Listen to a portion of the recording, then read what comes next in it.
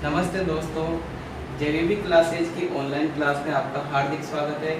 देखो, बच्चों की बहुत डिमांड होती है कि सर हम उत्तल दर्पण के जो बनने वाले प्रतिबिंब होते हैं उनमें कंफ्यूज होते हैं, अवतल दर्पण वाले जो प्रतिबिंब होते हैं उनमें कंफ्यूज होते हैं। तो चलो आइए आज अपन अवतल दर्पण से जितने भी प्रतिबिंब बनते हैं उनको एक स्लाइड के माध्यम से समझने का प्रयास करते हैं। देखो क्या होता है, अवतल दर्पण सब जानते हो, उत्तल दर्पण सब जानते हो, ये गोलीय दर्पण के हिस्से, ठीक है।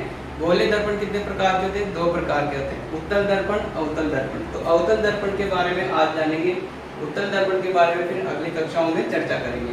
तो उत्तल दर्पण होता है ऐसे का दर्पण, देखो गोलीय दर्पण है, इसकी जब उभरी हुई पृष्ठ पर अपन क्या कर देते हैं, पॉलिश कर देते हैं मरकरी या फिर सिल्वर की, तो वो किसकी भांति व्यवहार करता है? दर्पण की भांति। उसका जो अंदर धसा हुआ भाग होता है वो होता है परावर्तक पृष्ठ, उसे बोलते हैं अवतल दर्पण।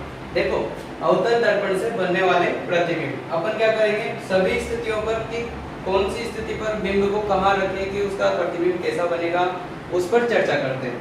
तो स्थिति फर्स्ट लेते हैं अपन कि वस्तु कहाँ हो, अनंत पर हो। अनंत पर रखी हुई है मतलब सी से बहुत दूर रखी हुई है वस्तु, ठीक है। तो अनंत पर जब वस्तु होती है तो किरणें आती है अनंत से, और अपन जानते हैं कि परावर्तन के पश्चात जो मुख्य अक्ष के समांतर जो किरणें आती है वो परावर्तन के पश्चात कहाँ मिलती है? फोकस बिंदु पर। तो अनंत से आने वाली किरणें आएंगी तो कहाँ मिलेंगी? फोकस बिंदु पर। इसलिए जब उसका प्रतिबिंब बनेगा तो कहाँ बनेगा? फोकस पर बनेगा। साथ में कैसा बनेगा? वास्तविक बनेगा, उल्टा बनेगा, और उसका आकार कैसा होगा? बिंदु जैसा, बिल्कुल छोटा सा होगा, क्योंकि दोनों किरणें कहाँ एक ही बिंदु पर मिल रही है। इसलिए जो प्रतिबिंब बनेगा उसका आकार कैसा होगा? बहुत छोटा सा होगा, ठीक है। इस तरह का चित्र इसमें बन जाएगा। बात करते हैं दूसरी स्थिति की, ठीक है। जब वस्तु कहाँ रखी हो? अनंत और सी के मध्य। अब अनंत तो बहुत दूर है सी से, यहाँ मान लो अनंत बहुत दूर है और सी यहाँ है, तो इनके मध्य कोई वस्तु रखी हुई है, कोई बिंब रखा हुआ है, तो उससे कैसा प्रतिबिंब बनेगा? देखो, एक रेखा तो अपन इसके समांतर बनाते हैं, और समांतर जाने वाली रेखा अवतल दर्पण से परावर्तन के पश्चात कहाँ जाएगी? बिंदु F पर जाएगी। बिंदु F पर आ गए, फिर दूसरी कहाँ भेज दी? दूसरी रेखा भेज दी मैंने F से। F से होती हुई जब कोई रेखा आती है तो परावर्तन के पश्चात जो मुख्य अक्ष है उसके समानांतर हो जाती है, तो ये इसके समांतर हो गई। अब जहाँ पर ये दोनों कनेक्ट करेगी, मतलब एक दूसरे को काटेगी, तो वहां पर क्या होगा? प्रतिबिंब का निर्माण होगा। ये देखो, ये प्रतिबिंब बन रहा, यहाँ क्या होगा? प्रतिबिंब का निर्माण। कहाँ बना? C और F के मध्य। कहाँ पर बना? C और F के मध्य बना। कैसा बना? अवतल दर्पण में जितने भी प्रतिबिंब बनेंगे कैसे बनेंगे? वास्तविक बनेंगे, वास्तविक के साथ साथ उल्टे बनेंगे, ठीक है। और यहाँ जो प्रतिबिंब बनेगा वो बनता है वस्तु से छोटा। कैसा बनता है? वस्तु से छोटा। तो तीसरी स्थिति पर चर्चा करते हैं। अब वस्तु को कहाँ रखते हैं अपन? सी बिंदु पर। कहाँ रखेंगे?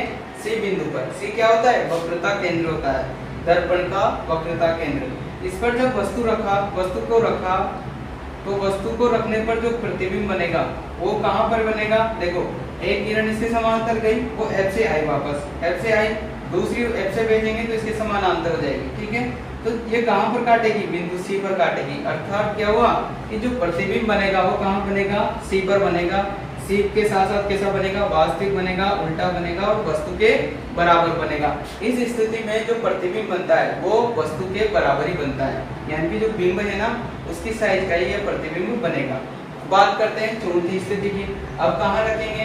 अब रखेंगे C और F के मध्य। ये देखो C और ये F, इसके मध्य में कोई बिंब रख दिया। अब जो इससे बनने वाला प्रतिबिंब बनेगा C से और अनंत के बीच में, C और अनंत के बीच में, ठीक है। कहाँ बनेगा? C और अनंत के मध्य बनेगा। कैसा बनेगा? वास्तविक बनेगा, उल्टा बनेगा, और वस्तु से बड़ा बनेगा। ये देखो, ये वस्तु इतनी सी थी लेकिन इसका प्रतिबिंब इतना बड़ा बन रहा है, और साथ में उल्टा भी बन रहा है, ठीक है। अगली स्थिति की चर्चा करते हैं। अब वस्तु को कहाँ पर रखेंगे? F पर। ये देखो, ये F बिंदु, इस पर मैंने कोई वस्तु रख दी, इसका प्रतिबिंब कहाँ प्राप्त हो रहा है? देखो, ये दोनों रेखाएं समांतर हो गई, एक दूसरे के समांतर हो गई। अपन जानते हैं कि समांतर रेखा एक दूसरे को कभी भी नहीं काटती। इसका मतलब क्या समझ लिया जाता है कि ये दोनों रेखाएं कहाँ मिलेगी? अनंत पर मिलेगी, और इसका जो चित्र बनेगा, प्रतिबिंब बनेगा, कहाँ बनेगा? अनंत पर बनेगा, ठीक है। और कैसा बनेगा? वास्तविक बनेगा, उल्टा बनेगा, और बहुत बड़ा बनेगा। क्योंकि जो अनंत पर बनेगा वो बहुत बड़ा बनेगा, क्योंकि काट कहाँ रही है? अनंत पर काट रही है, और अनंत जहाँ काटेगी और मुख्य अक्ष के बीच की जो जगह होती है वही प्रतिबिंब बनता है, तो बहुत बड़ा प्रतिबिंब बनेगा। सबसे लास्ट वाली स्थिति आती है, कहाँ रखेंगे, F और P के बीच में। किसको रख रहे हैं, बिंदु को। बिंदु कोई वस्तु है, उसको कहाँ रख रहे हैं, F और P के मध्य। ये देखो, ये बिंदु F है, ये P इसका ध्रुव है, इसके बीच में कोई वस्तु रखी। अब ये किरणें टकराकर इधर पीछे की साइड आ रही है। अब क्योंकि ये इस बार तो समांतर भी नहीं है, ये एक दूसरे से दूर होती हुई जा रही है, इसलिए इधर तो कभी नहीं काटेगी। इसके लिए क्या करेंगे अपन, दर्पण के पीछे इनको डॉट डॉट खींच देंगे, मतलब दर्पण के पीछे मिलती हुई प्रतीत होगी ये। ठीक है, डॉट डॉट खींचा तो यहाँ काटा और यही क्या बन गया, प्रतिबिंब बन गया। अब जिस साइज का बिंब था उससे थोड़ा बड़ा क्या बना, प्रतिबिंब। यानी कि यहाँ प्रतिबिंब की साइज कैसी होगी, बिंब से बड़ी होगी। साथ में सीधा बिंब था तो प्रतिबिंब भी कैसा नजर आ रहा है, सीधा नजर आ रहा है। तो यहाँ थोड़ा सा अपोजिट हो जाता है, दर्पण के पीछे प्रतिबिंब बनता है, कैसा बनता है, आभासी बनता है, साथ में सीधा बनता है और वस्तु से बड़ा बनता है। तो ये थी अपने पास 6 स्थितियां किसकी, अवतल दर्पण से बनने वाले प्रतिबिंब की। एक बात हमेशा ध्यान रखना कि सामान्यतः अवतल दर्पण से जितने भी प्रतिबिंब बनते हैं वो सब वास्तविक बनते हैं और उल्टे बनते हैं। वास्तविक किसे कहते हैं और आभासी किसे कहते हैं। देखो, बच्चों के माइंड में हमेशा ये कंफ्यूजन चलता रहता है कि वास्तविक होता क्या है, आभासी क्या होता है। वास्तविक होता है कि जैसे इस जो बिंब रखा है वो भी दर्पण से आगे रखा है और जो प्रतिबिंब बन रहा है वो भी कहाँ है, दर्पण के आगे है।